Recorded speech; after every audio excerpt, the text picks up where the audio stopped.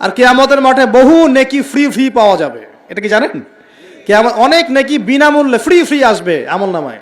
কেন আসবে বলি হাদিসটা। নবী সাল্লাল্লাহু আলাইহি ওয়াসাল্লাম বলেছেন, তোমরা কি জানো সবচেয়ে বড় মিসকিনকে?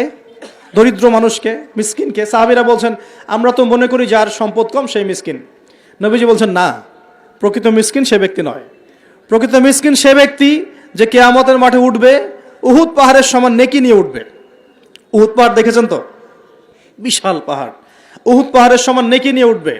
নামাজের নেকি, জাকাতের নেকি, হজের নেকি, ওমরার নেকি, বিভিন্ন নেকি। কিন্তু দেখবে সামনে বহু মানুষ দাঁড়িয়ে আছে। কেন দাঁড়িয়ে আছে? কারো কাছ থেকে টাকা নিয়েছে, টাকা শোধ করে নাই, কাউকে গালি দিয়েছে, কাউকে অন্যায়ভাবে অপবাদ দিয়েছে, কাউকে আঘাত করেছে, কারো উপর জুলুম করেছে ইত্যাদি।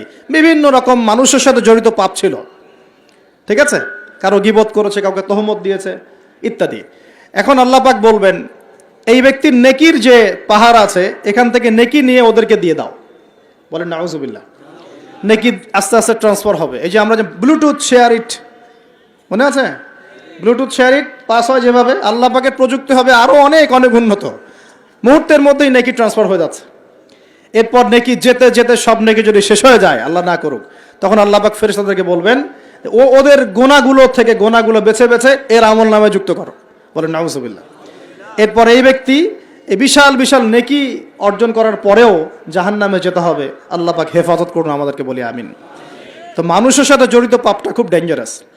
তো রোজা রাখার তাৎপর্য কি? যে আমরা যেন এই শিক্ষাটাকে সারা বছর ধরে রাখতে পারি। এই কারণেই রমজান মাসে রোজা রেখে জিকির হবে বেশি, তাসবিহ তাহলিল বেশি, কোরআন তেলাওয়াত বেশি, আমর বিল মারুফ নাহি আনিল মুনকার হবে, তার দার্স হবে, দিনের কথা হবে। যখনই বন্ধুরা মিলে বসবেন, চা খেতে বসবেন, কফি খেতে বসবেন, অলওয়েজ দিনই আলাপ করবেন, দুনিয়াবি আলাপ কম করবেন, দুনিয়াবি আলাপ বেশি করবেন না, প্রয়োজন যতটুকু এতটুকু দিনই আলাপ করবেন।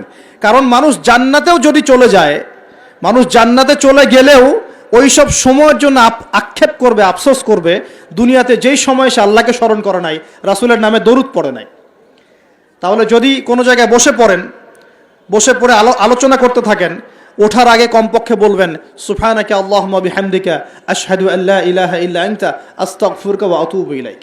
কারণ কেন বলবেন? আল্লাহ রাসূল বলেছেন যে কোনো মানুষ বা কোনো কওম যদি একটা জায়গায় বসে আলোচনা করে, আলোচনা থেকে শেষ করা বৈঠকটা ভঙ্গের আগেই যদি তারা এই দোয়াটা পড়ে ওঠে, ওই বৈঠকে যদি কোনো ফাহেসা কথা হয়ে থাকে, এর গোনার কাফফারা হয়ে যাবে ইনশাআল্লাহ, গোনা মাফ হয়ে যাবে ইনশাআল্লাহ।